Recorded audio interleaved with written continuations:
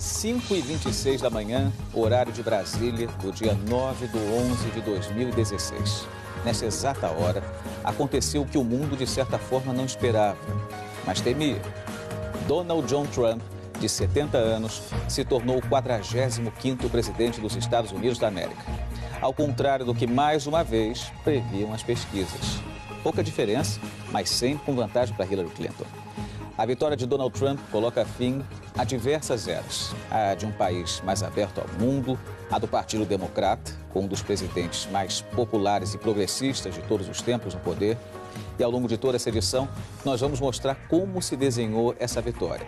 Por enquanto, ainda não dá para dizer que Trump venceu no voto popular, porque a apuração ainda não terminou, mas ele surpreendeu em vários estados, como a gente vai ver agora aqui no telão. A gente tem aqui o mapa dos Estados Unidos, a gente vê esse cinturão vermelho de estados conquistados por Donald Trump. Ao todo, neste momento, ele conquistou 27 estados dos 50 estados americanos. Hillary Clinton conquistou 19 estados. Alguns estados-chave conquistados por Donald Trump, a gente começa pelo estado da Flórida, que era um dos mais disputados nessa eleição. Donald Trump teve 49% dos votos numa votação apertada contra Hillary Clinton, que teve 48%.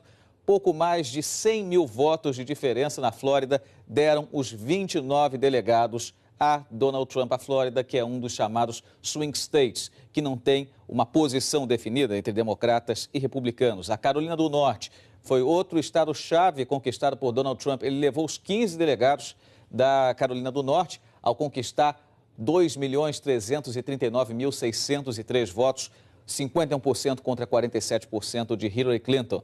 Temos ainda a Pensilvânia, que foi uma apuração voto a voto e, no fim das contas, Donald Trump, com um pouco mais de 100 mil votos de diferença também, levou os 20 delegados da Pensilvânia.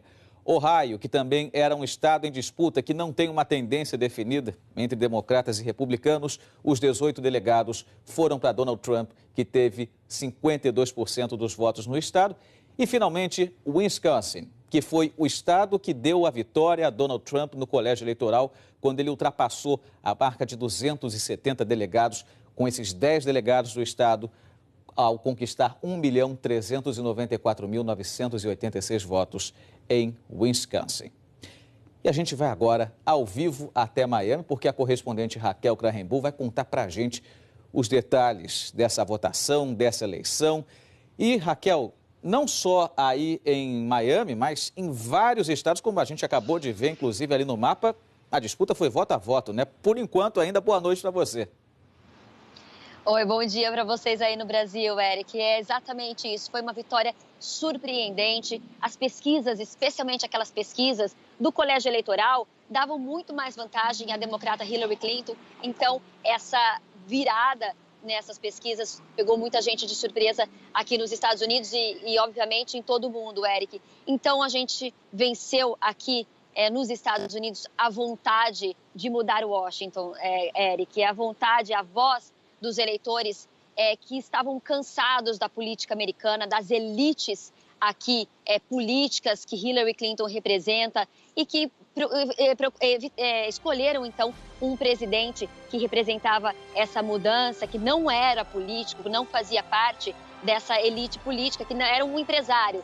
Além disso, também venceu aqui a voz daqueles eleitores que se viram, que se veem excluídos aqui nos Estados Unidos, que vivem uma estagnação econômica, um empobrecimento, que viram a desigualdade econômica aumentar aqui nos Estados Unidos e que escolheram, então, aquele candidato para ser presidente, Donald Trump, com a promessa de deixar os Estados Unidos, né, como colocar os Estados Unidos acima de tudo, de proteger o comércio, proteger as fronteiras. Eric, Trump, ele conseguiu algumas coisas que poucos imaginavam. Em primeiro lugar, ele conseguiu recuperar, como você mostrava, alguns estados que Barack Obama havia ganhado nas duas últimas eleições, mas que George Bush também tinha conseguido ganhar antes. Então, ele recuperou esses estados para o lado republicano, como, por exemplo, é o caso aqui da Flórida, também da Carolina do Norte e de Ohio. E, além disso, em segundo lugar, ele também conseguiu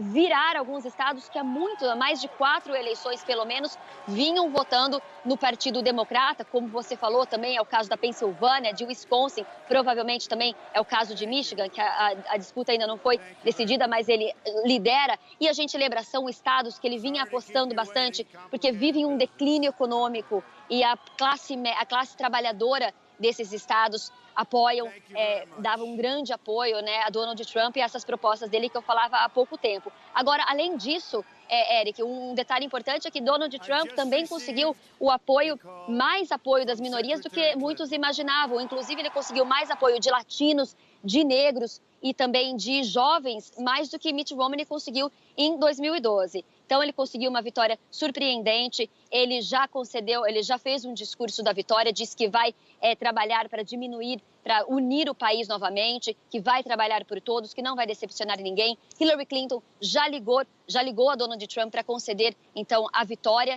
E a gente lembra, foi uma grande derrota para ela e também para o presidente Barack Obama, que então agora vê o legado dele ameaçado e vai ter que passar a tocha aí, então, no dia 20 de janeiro, quando acontece a posse, então, do novo presidente eleito aqui dos Estados Unidos, Donald Trump. Eric.